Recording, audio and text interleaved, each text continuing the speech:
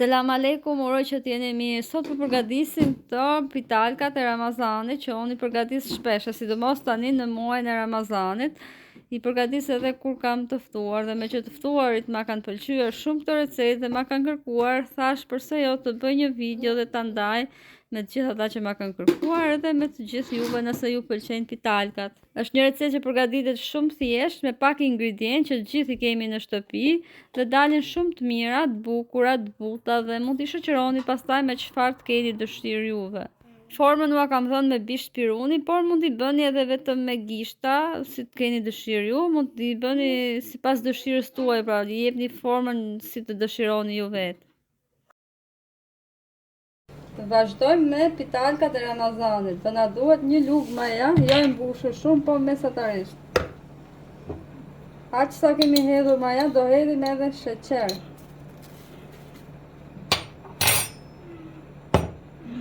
Hedhim një gotë qumësh dhe i përzijem. Do hedhim edhe një gotë ujë.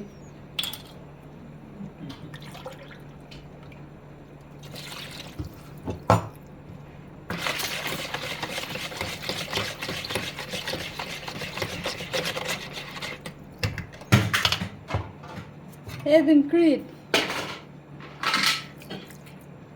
gjys lugë e krip, hedhim edhe pak vaj, 2-3 lugë vaj. Do vazhdojmë që të hedhim mielin gradualisht. Do formojmë një brumë, pak më të butë se brumi i byrekut.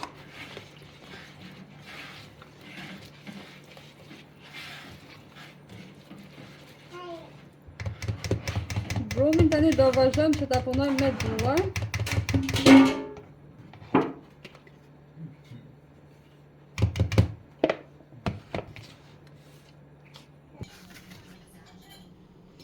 Po e hedh brumin këtu te këto volina që ta punojmë më mirë akoma. 5 minuta dhe kemi gati, do e lëmë që të pushoj.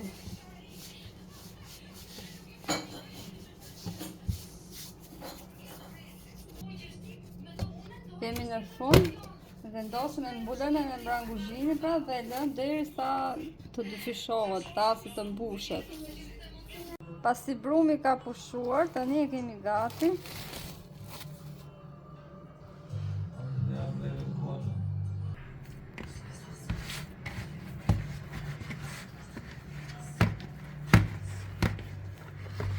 Hedhim pak miell që mos na ngjis brumi dhe vazhdojmë e ndajmë. Do ndaj brumin në 5 pjesë.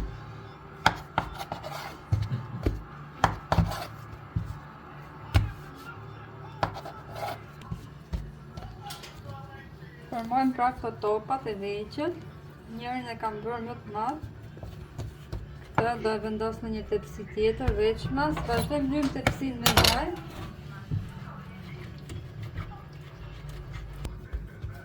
Tani vazhdojmë i hapin. Edhe do e lëmë përsëri që të pushojnë.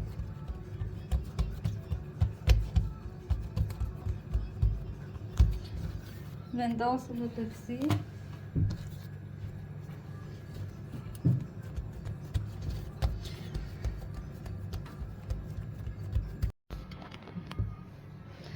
Na ka ngelur edhe kjo tjetër që ishte qik më e madhe.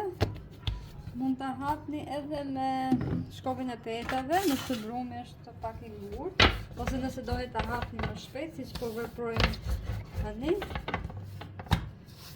Do i lëm pra që të pushojnë tani edhe për një gjysore në temperaturë të ngrohtë, të dhome, do i fut tek furra dhe do i lë që të pushojnë. Pastaj do i lyejmë me vezë që t'i pjekin. Atëherë na duhet një e verdhë vezë për t'i lyer.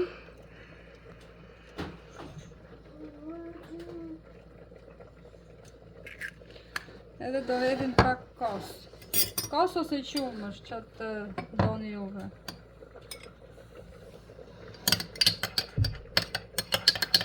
Përzijim.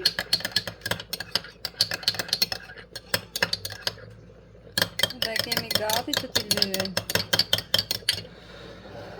Tu Këtu të këta si tjetër të hedhim pak rozmarin. Tu kam rozmarin të thatë. Tu do hedhim pak fara të zeza edhe pak fara susame.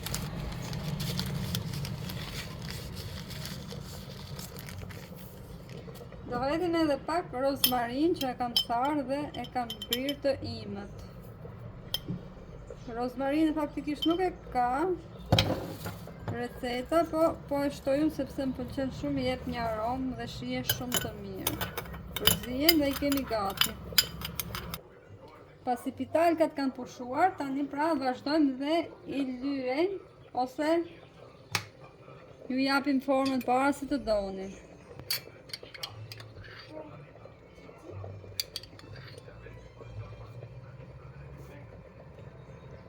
Me vezë dhe kos.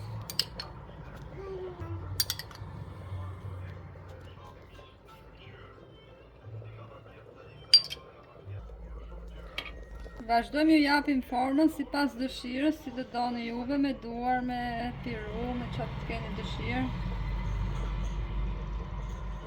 Dhe si të keni dëshirë qëfar forma që të preferoni juve. E bëjmë një dhe kështu.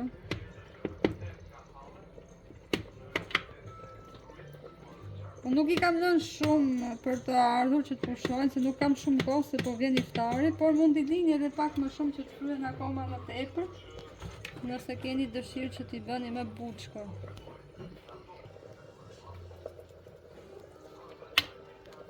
Vazhdojmë.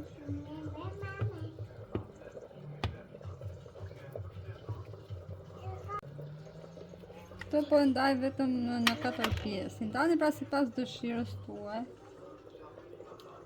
Tani hedhim farat pra, si pas dëshirës ju mund t'hidhi qëfar farash të pëlqeni juve, qëfar erzash të pëlqeni, mund t'hidhi edhe rigon. Unë hodha rozmarin pra sepse më pëlqen shumë rozmarina këtu te këto pitalkat. Mund edhe mos t'hidhi erza fare.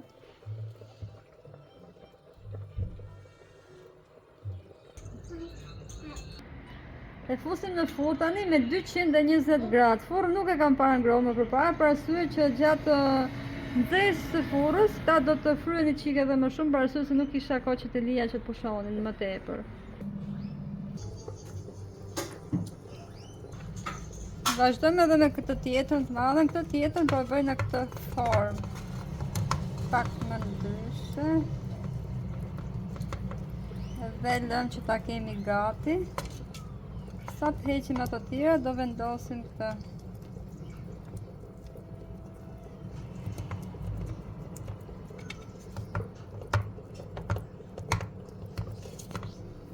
Doli shumë bukur.